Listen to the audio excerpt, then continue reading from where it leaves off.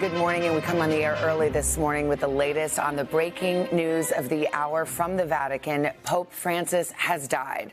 The 88-year-old pontiff passed away just hours after he surprised many by addressing the Easter Sunday crowd at St. Peter's, even riding through the square in his famous Pope Mobile. He also held a meeting at the Vatican with Vice President J.D. Vance. Yeah, that's why this news, despite the Pope's age, despite his recent health struggles, really caught a lot of folks by surprise. He appeared to be on the road to recovery after suffering double pneumonia that led to a 38-day hospital stay. We want to turn now to NBC's Claudio Lavanga, who has made his way to the Vatican for us in Rome. Claudio, good morning to you, and kind of set the scene there right now.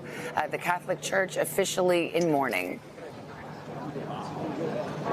Good morning, Savannah. Good morning, Craig. I don't know if you can hear that. Those are the bells slowly ringing in St. Peter's Square, announcing, of course, the death of the Pope. It was the literal announcement that came out a few hours ago. But the Vatican just said that right now at noon, this is noon right now in Rome, a special rosary will be recited for Pope Francis. It is literally about to happen. I was here just 24 hours ago with tens of thousands of faithful celebrating Easter. And as you mentioned, it did look like the Pope was slowly on his way to recovery, because he made that sudden and surprise appearance on the central balcony of St. Peter's Basilica behind me.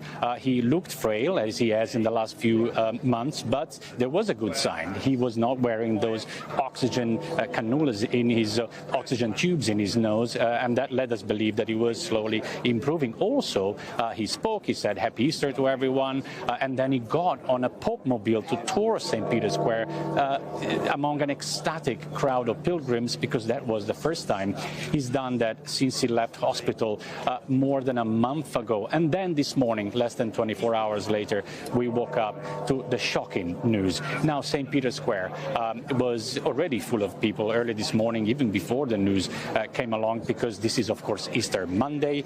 It is also Jubilee year, so there's more pilgrims than usual. And some of them, we had to break the news to some of them. They were not aware that the Pope had died. So a lot of people are coming in now from everywhere in Rome to pay their respects to the much-loved Pope Francis. Savannah, Craig. All right, Claudio, thank you very much. NBC's Thompson has covered Pope Francis extensively. She was at the Vatican for much of his recent hospitalization. You were there for more than 2 weeks. And good morning to you. Good morning. And you are also a very good Catholic as well. So we're sorry for your loss personally. Thank you. You know, and here we are the day after the holiest of holidays for Christians in the world, and Pope Francis slips away. Let's start with just the significance of the timing. I think that obviously it's very significant. It comes the day after Easter, the day after Catholics and Christians around the world celebrate the resurrection of Jesus Christ. But I think more than anything, you saw the Pope on his last day at his happiest. Nothing made Pope Francis happier than being a pastor, than being among his people. It's one of the things that frustrated him, and that's why you saw increasingly during Holy Week these sort of special appearances that he would make at the Basilica, St. Peter's Basilica. And that's what he loved. He loved being among the people. He never thought of himself as a monarch or anybody special. He thought of himself as a pastor, bringing God's word to his people, and that's what you saw in his final hours. And in his final days, even doing his traditional visit with prison inmates exactly. at a prison near Rome. Talk about what's next now. I mean, a lot of these plans have been in place literally for years. There's a period of mourning, there's a funeral for the Pope, and then there will be a conclave to elect a new Pope. Right. So the first thing that happens will be the papal funeral, and that happens usually within 4 to 6 days of his death. We haven't heard any official word from the Vatican when that will happen. The cardinals from around the world will come to Rome for that funeral. And then there is a period called the congregations, where the cardinal electors, and there are about 135 of them, get together and they have speeches, because while they're all cardinals, they really don't know each other, and they have to get to know each other. And then after that period, there will be a conclave, and that's when the cardinal electors go into the Sistine Chapel and everyone else is ushered out, and they spend days voting on who will be the next pope. And so that's what will happen. The dean of the College of Cardinals will call the conclave. That too has yet to happen. But what you will see and what you will notice the difference from, for example, Pope John Paul II's funeral versus Francis is Francis wanted a more simple funeral. He wanted it to be more streamlined. And he's not going to be buried at the Vatican. He's going to be buried at Santa Maria Maggiore, which is where he goes to visit the icon of the Blessed Virgin, the Christ's mother, before and after each trip. And it's also the basilica where St. Ignatius Loyola, the founder of the Jesuits, and that's the order of which Francis was, celebrated his first Mass. So there are many, many symbols, and that's where he will be buried. The only Jesuit pope yes. so far. And again, I know a lot of time will be spent over the next few hours, especially talking about this pope's legacy, especially. What do you think? Oh, it's mercy and compassion. He is the man who brought the Catholic Church, especially the U.S. Catholic Church, away from the culture wars and back to Christ's basic message, do unto others as you would have them do unto you. And that is what I think excited people about his papacy. And then the other thing is, he said, we have a responsibility to reach out to the least of us, the people, the marginalized, the people on the peripheries, as he spoke of them. And even in the Vatican, he had a big outreach program to the homeless. He set up showers for them. He arranged barbers for them and hairdressers. And that kind of, every time he celebrated his birthday, it was always with a group of homeless people. It was never with anybody fancy or the princes of the church, as the cardinals are known. That's who he liked to be with. That's who he felt compelled to mission. And set aside some of the more, I guess, ostentatious displays that sometimes popes had. Didn't live in the famous papal apartments. Chose a more austere lifestyle for himself. Right. And one of the reasons he didn't live in the papal apartments is he liked people around him. And he said he would have gone crazy because you'd be very isolated in the Apostolic Palace.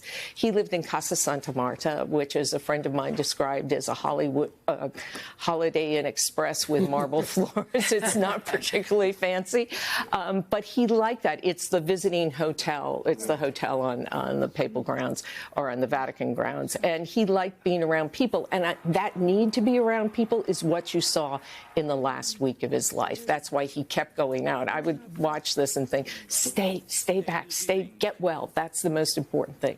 But that was part of his being well, was being among the people. Thank you, Ann. And thank you. I want to turn now to Christopher White, who is a reporter for the National Catholic Reporters, a longtime Vatican correspondent. Christopher, good morning to you. I know you've been listening to this conversation.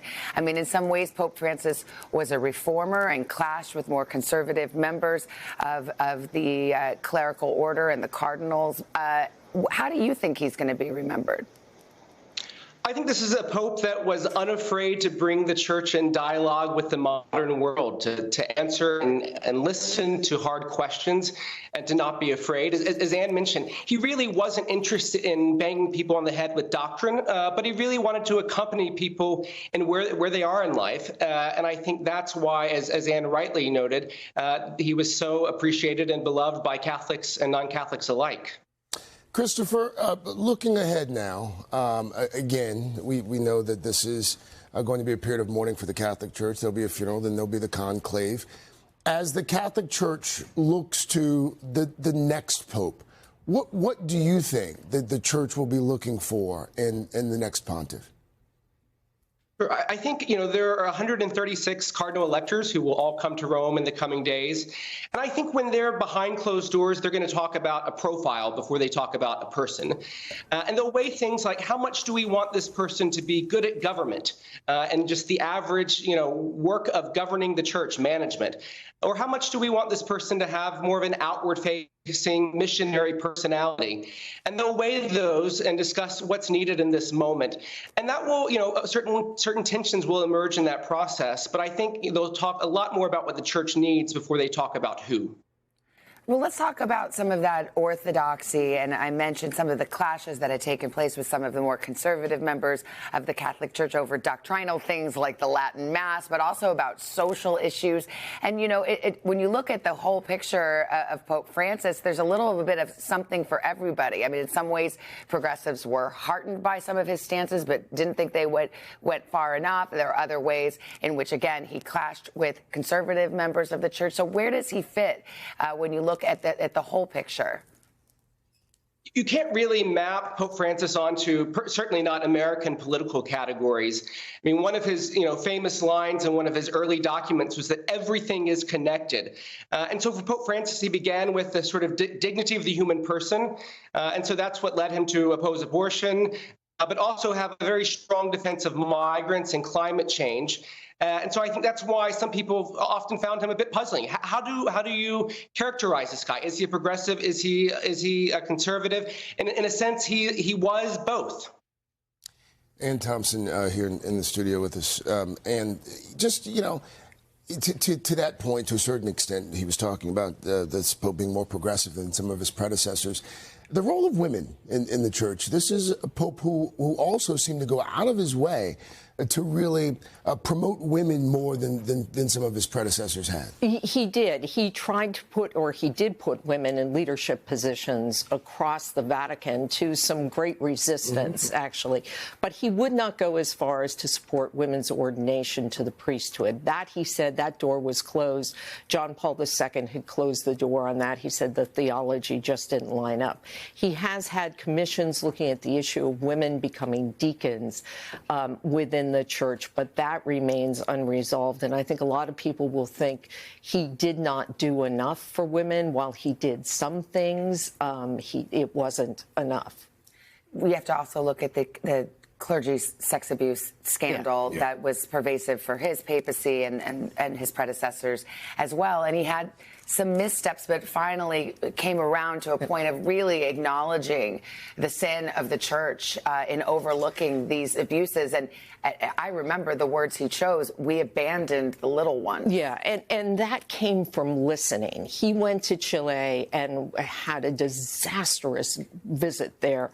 It was rocked by sex scandals, and he believed his cardinals, who said these people, basically said these people are not telling the truth. He came back, he had his investigator go to Chile, and he turned out this 2,000-page report that basically said the Pope had been lied to. And then what he did, he invited 4 of the men who had been abused by priests over to the Vatican for a week in April to listen to their stories. And that turned him around. He did a 180-degree turn on the issue. And think of how many world leaders do you know that make that kind of dramatic turn on an issue? Almost none. And that was after listening to the victims. And really quickly here, as we look ahead, we just saw a live look there at the Vatican. This is, I guess, there have been several times during our lifetime where we've seen this. There's a live look there at the Vatican. Over the next few days and weeks, folks who are not Catholic, what can we expect to see? What can we expect to hear and unfold? I think you will see the world come to Rome. That's typically what happens when a pope dies. Especially, I was thinking of the Argentinians who loved this man, and he never went back to Argentina after he became pope. The closest he got was to Rio de Janeiro.